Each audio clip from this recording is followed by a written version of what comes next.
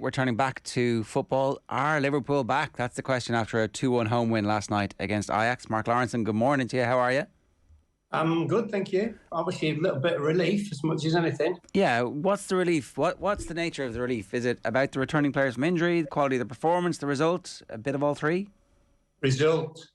Because if you think about it, if we'd drawn 1 point from 2 games, wouldn't be good, wouldn't be healthy. So I think just the fact they got the game over the line and got the points as much as anything. Performance was better, but then, it needed to be a lot better, didn't it? And I think you could see by Klopp's reaction at the end of the game as well. It wasn't the old beating of the chest, running to the cop. It was just one of utter relief and live to fight another day, basically.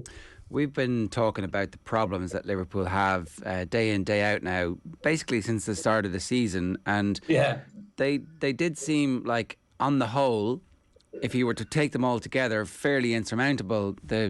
The energy's gone, the control of midfield is gone, the defence is in trouble. The only one who was actually playing quite well was Alisson, was the general consensus. And then last night you add in Jota's energy, you add in Thiago's control, and Joel Matip comes back, and it's like, well, actually, all of a sudden, all those problems seem to be disappearing quite quickly. Yeah, they're not disappeared, have they? But they've minimised the problems, most definitely. I mean, Matip has always been, for me, the best player to play alongside Van Dijk, because Matip is very much a player who kind of plays for himself, and I don't mean that in any other way. It's just that he has to concentrate on himself to get the performance. So, he can't worry about the centre-back playing alongside him, which is Van Dijk. Thiago, when I think of him, I do think he's brilliant. So, you look around the dressing room last night before you come out to play, and you look in, Matip's there, Thiago's back, Jota with his energy and his ability to ghost into space and score goals. And all of a sudden they looked a better team. But, it's progress. But that's why Klopp, I think, reacted the way he did at the end of the game, which was, yes, boys, 3 points, but you know what? We need to up the level of intensity, most definitely. It's hardly groundbreaking, Mark, for us to dwell on how big an impact Thiago has when he's in that team. And spoke about the white boots earlier as well. He just looked the part. I don't know if you were a white boots man back in your day, but he controls the game, and he allows the likes of Fabinho, for example, a little bit more freedom. He makes the players around him look and play better. Well, I think it's one of those, when you play with an outstanding player, you're looking all the time to try and help him, because if it's possible at all, he'll get the ball to you. That's the most important thing, especially if you're one of the front three. You look up and see Thiago's got the ball, and you start your movement because you think, he's going to find me. And he makes such a difference. It's now a matter of trying to keep him fit, because without him, we lack so many different things, but we lack the fact that, he creates opportunities. He makes the game look easy as well. He gives you the ball where you want it, not where he wants to pass to you. So it's a big difference. And just on the white boots, I think the first two, weren't they Tommy Smith and Alan Ball? Tommy, obviously, Liverpool, and Alan Ball at Everton, I think you'll find. So way before my time, gents. And did Tommy Smith get kicked in the air a lot for wearing white boots? I would say never. Because they were too afraid of getting kicked back? They'd probably already been kicked before they even thought about it. Don't worry about that. The Jota being back in the team is important and really interesting. It's a terrible comparison, but he reminds me a bit of Dennis Irwin in that, like, you always know he is going to play at the exact level that he's capable of, and he's always going to be dependable, and that's a very, very high level. So if you stick that back in the team, and particularly the relationship that he's had with Salah, it's like Salah just felt a bit more comfortable last night, because he's looking up and he's like, oh, I know you. I know what you're going to do here. Yeah. No, he's a really good player. I mean, there's no doubt about it. And it's just the other thing, he'll get you a goal, which is important because he's in the front three. He goes into positions in the box. He's extremely good in the air for a man with, obviously I don't even think he's about 5'10", something like that. So maybe not even that. And he's as you say, I mean, if you get 10 outfield players, 7.5, 8 out of 10, with the quality that Liverpool have, they'll win the majority of the games. It really is that simple. And I'm never a big stats person, but it's got to be, because if they're all getting 7 or 8 with the ability that they've got, then they're outstanding players, and that makes them, therefore, an outstanding team. Klopp talked specifically about how they were not as compact this year as they have been in previous years, and everybody's been pointing to the fact that they've been running far less than their opponents. Which is first, the chicken and the egg? Like, is the team not compact because they're not running? Are the team not running because they're not compact and everybody's doing their own thing? I just don't think they're working as hard as they did last season or in all the seasons underneath him. And, I think they missed, from that regard, obviously they miss Henderson, who, I don't know what his stats are, but he seems to cover every blade of grass. It's at that level, it's like 5% difference, and that 5% difference is either good or bad, depending which way it is. So, look, he's now got, I think, 1st of October, Brighton at home is the next game. So he's got time in terms of most of the other injured players to try and get back. Also, the ones who've just got back in the team to kind of up their running stats in training, etc. So he'll feel so much better because, he's now got a little bit of breathing space in which to try and improve the team in terms of obviously chasing the opposition down and making it more difficult. I mean, I thought they should have all played last Saturday, to be honest with you, which, we all understand what happened. But why the Premier League didn't say, OK, day of mourning Friday, and then obviously at the games on the Saturday, God Save the Queen, all those kind of things, everything, and black armbands. And you know what? I think crowds would have been fantastic. But anyway, that's gone. So that's going to cause a problem further down the line, though, of course, because this weekend they don't play again because there's not enough police, apparently, to go to Stamford Bridge and look after the crowd. So you do worry because Klopp hates it.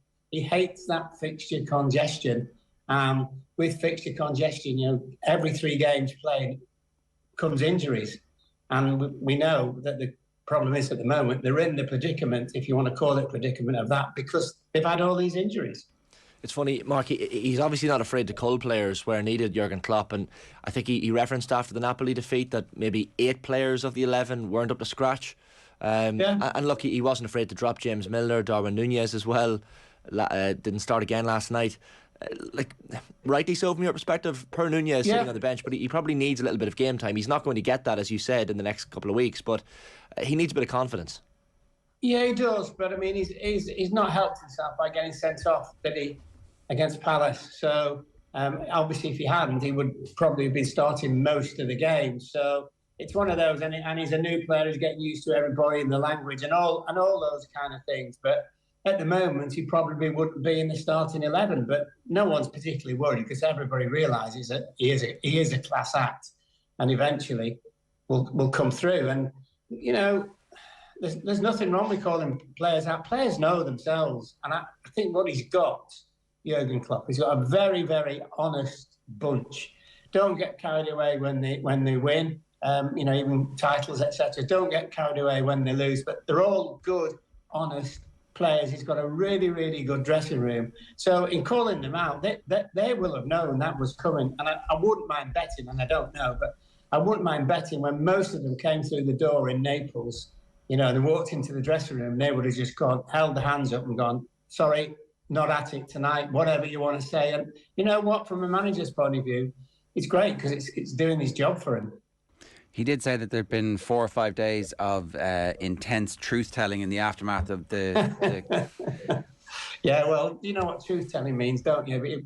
You might have even taken them all out one by one and given them the banks of Shannon and everything. But look, it is whatever it needs to be. I mean, I remember in my day at Liverpool when Joe Fagan was assistant manager and we'd had a really bad run, and he just walked into the dressing room and Joe Fagan spoke very, very softly, very, very softly, and you had to almost cradle into him to listen to what he said to you. But on this particular day, he went absolutely berserk at us. Absolutely. That dressing room with Dalglish and Rush and Hansen and Souness and all those kind of people, he went berserk. But do you know the really clever thing that he did? He just said, some people in this dressing room just aren't doing it. And of course, you sit there and I'm thinking, does he mean me? And then all the other players are obviously sitting there thinking, does he mean me? And you can't do that on a regular basis, but occasionally you've got to give it to people. And He's probably given it to people, but in a more up-to-date way than Joe would have done, shall we say. It's the pressure, and the criticism that has come onto these Liverpool players over recent weeks, Mark. Like Virgil van Dijk, when he was standing beside Matip after the game last night in the post-match interview, referenced some of the abuse that he's been getting and maybe some of the criticism as well. And Van Dijk, look, he has to hold his hands up. He hasn't performed to the level at which Liverpool fans know, but clearly the players are listening and are hearing that criticism. Yeah, well, also, never ever tell me that players don't read papers and players don't go, I don't know what's Instagram or Twitter and all that. They do. They absolutely, totally do. And look, the people who go on Twitter and slaughter Van Dijk, basically numpties. Yes, he's not playing well. He knows he's not playing well. But why should they go on there? They're never played at any level of any particular brand of football. If they'd all played in European Cups and all those kind of things and won leagues on a regular basis, and it was somebody with it like that kind of standing, you'd ask yourself, fair enough. But anyway, he knows he's not playing well. He knows he messed up at Old Trafford. He knows he messed up at one of the other games. So, but the thing with football, you cannot be absolutely outstanding every single week, and occasionally your form drops off.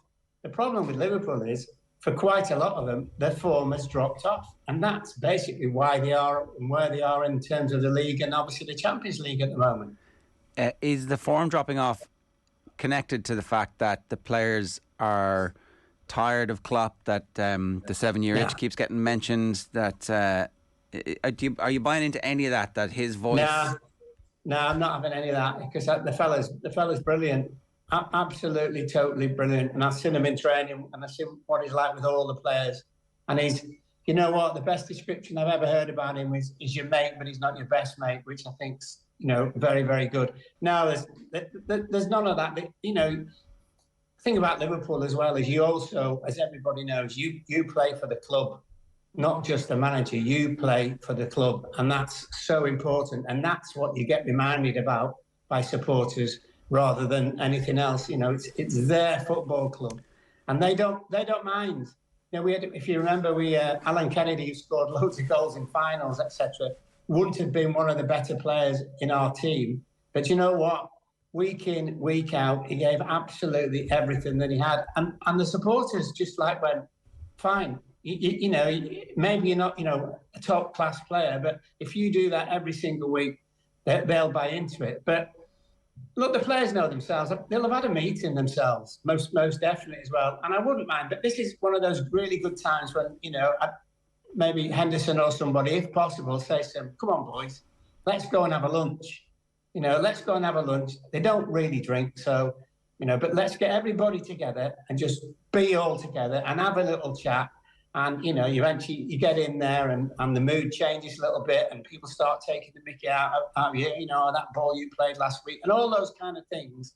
And, it's all part of it. The manager cannot do it all the time, which is why, he always references the fact that his dressing room is really, really strong, but also really, really honest. So, your Milners and your Hendersons and Van Dijk run it. And, they're no shrinking violets, but at the same time, they'll put their hands up and say, you know what, I'm all over the place at the moment. So the honesty is the best thing about it. And people also, I think when you've got really good players and honest players, they help other players to get through the rut, if that's what you want to call it. The UEFA stats, from last night. We're talking about this. The Man United game, Man United outran them, and they ran some 90-something kilometres in the game last night. UEFA tell us this morning they ran 118, so it's like basically 25% extra, nearly 20% extra running stats. I don't know how important the running stats are. I guess it speaks to intensity. It's a very simple metric to go, sometimes people are running stupidly just to influence the GPS, but it certainly seems like they have upped their intensity a bit, and maybe that's just having a bit more youth in the team. Maybe having Jota and Thiago allows Fabinho to do a bit more. It is a compendium of different factors, but certainly I think Liverpool fans are feeling much better about life this morning than they have been. Yeah. But I mean, that first and foremost, that's the result, isn't it? So if you come in at 1-1, it would have been, oh, here we go again. So the result's most important. And you're absolutely right about the stats. And there are some cute footballers who just kind of run around a little bit more, but nowhere near the ball just to get the stats up. And what I don't suppose what the stats tell you is, where's he running to or running from or all those kind of things. But it would appear, obviously, that they've upped the side of their running game. And if they have, with the quality that they have, then they'll start to zoom up the league, won't they? We spoke about Trent Alexander-Arnold at the top of the show this morning, Mark, and whether he maybe should have either cut the ball out or tracked the runner for the Ajax goal, and he can be caught ball watching sometimes when he's playing as well. Like, is he one of those players that these truths would have been spoken to over the last week or two?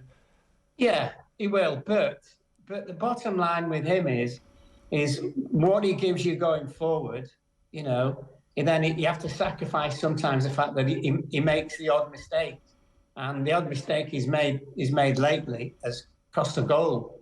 So he'll be aware of it. Klopp will be aware of it, etc. But do you take away some of that going forward and creating goals for the forwards or forever in the team?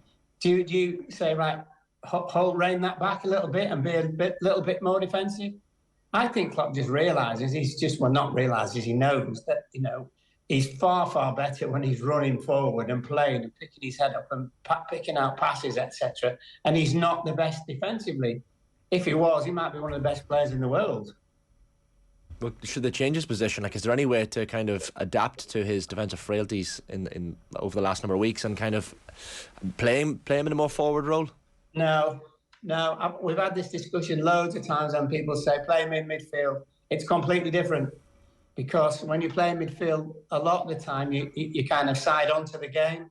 You're not looking at the game, dead straight on, which is what he does. I mean, he's an outstanding fullback in terms of going forward. Absolutely brilliant, and he has been since the first day he came into the team. They will work on him in training defensively, but it's one of those. Sometimes you have to accept a player for what he is, and then maybe. I think defensively he's always better when Henderson's played, because Henderson realises when Trent goes forward, he just sits in. He just sits in for him, even though he sits in, but he's in the other half, and he's capable of getting back if there's a problem. And the other thing as well would be that teams have worked out that you ping that diagonal ball into the area where he's left, and one of your forwards is onto it, and you get a little bit of joy from it, but. Look, they're not going to change him, and they will work on him defensively, and they work on everybody defensively as a team and the shape and everything. But they've just got to sometimes accept the fact that as brilliant as he is going forward and being creative and even scoring on a regular basis, he occasionally makes mistakes at right back and lets other teams in. With the international break coming up, Henderson's injury probably means he won't be in the England squad, and it looks unlikely that Trent is going to be in the England squad, so they actually get plenty of time over the next month to work on him and kind of iron a bit of that out. And off the back of this victory, there's a confidence, and so you think that I don't know, it does feel like they're back a little bit, and while he's going to be annoyed about the run of fixtures that they have at the end of the season, if they're in form at the end of the season, those fixtures will feel, relatively straightforward to them. Well, and also, because, and we spoke about this before, is that, the kind of end of season to the start of this season was really, really short.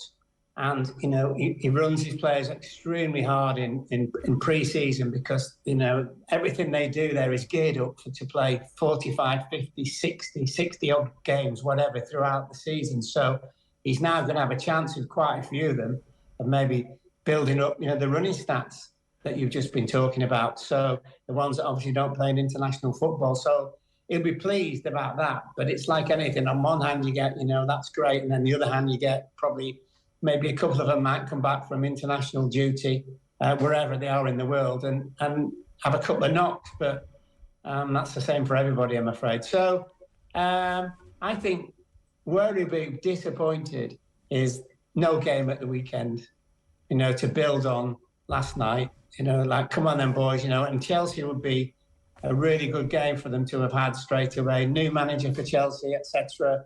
Great expectancy, yeah, but not playing particularly well. And it would have been a great game for Liverpool, because it's just, come on, boys, now, see what we did in midweek. Let's go again. And generally, they've had some really good results down at Stamford Bridge. But it is what it is. He just now knows, unless it's in training, no one's going to get injured before. I think Brighton, 1st of October, is their next Premier League game, which is mad when you look at what's going to happen in November. Yeah. Just a last one on the match for me, Mark. Kostas Simakas is a man who a lot of people were impressed by last night. A bit of a creative masterclass in some ways, not to overstate it. But like Andy Robertson's injury is something that he will be looking to capitalise on. But he's given Klopp something to think about after last night's performance, has he? Oh, I think before then, Klopp, they all know he's a really good player. And occasionally, they've left Andy Robertson out for him to play. Listen, he's two-footed. He can actually play it right back.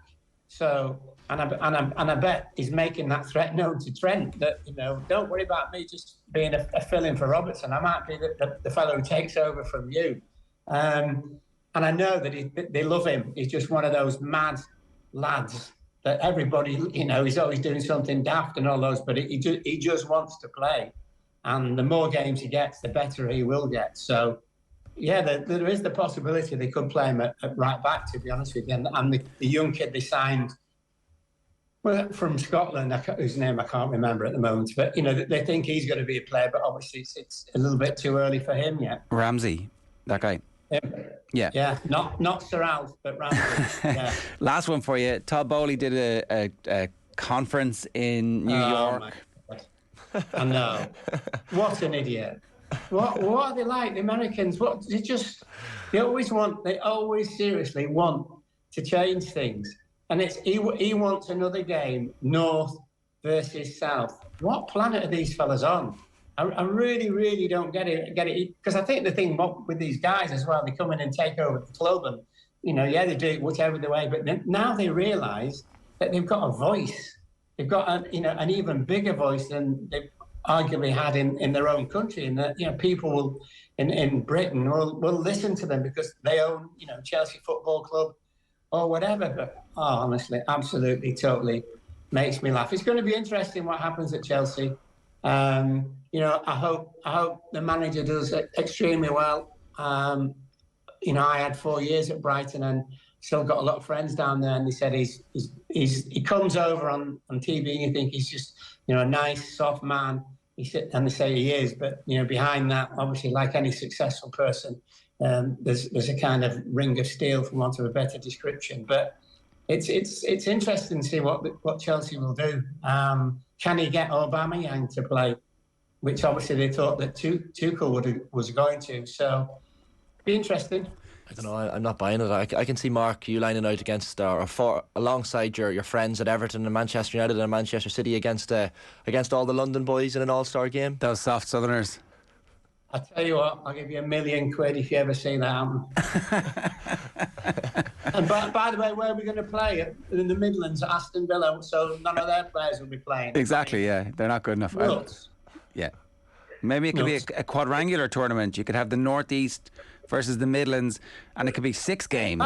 And they can let's get the Isle of Wight involved in Jersey and Guernsey and all those boys. And the city of Glasgow could be Celtic and Rangers playing together, fighting each other on the pitch. Brilliant! What a good idea.